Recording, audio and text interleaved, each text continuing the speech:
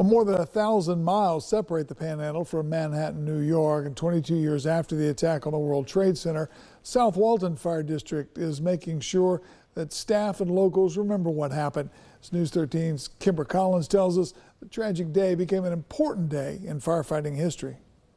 3.43 miles, a run to remember the 343 first responders who lost their lives on September 11, 2001. Firefighters, staff, and beach safety personnel participated and showed unity with American flags. It's part of American history.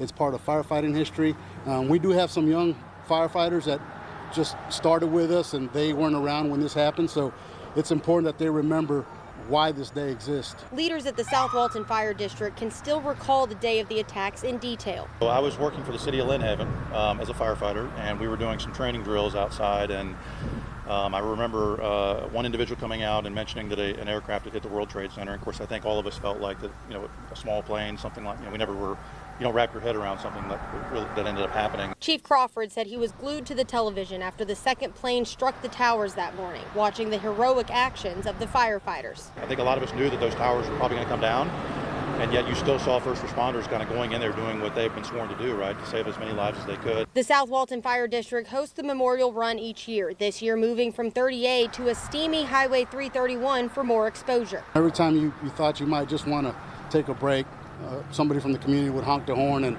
that showed us that they still remember and they appreciate what we're doing, and that just keeps you going. In Walton County, Kimber Collins, News 13, Panhandle Strong.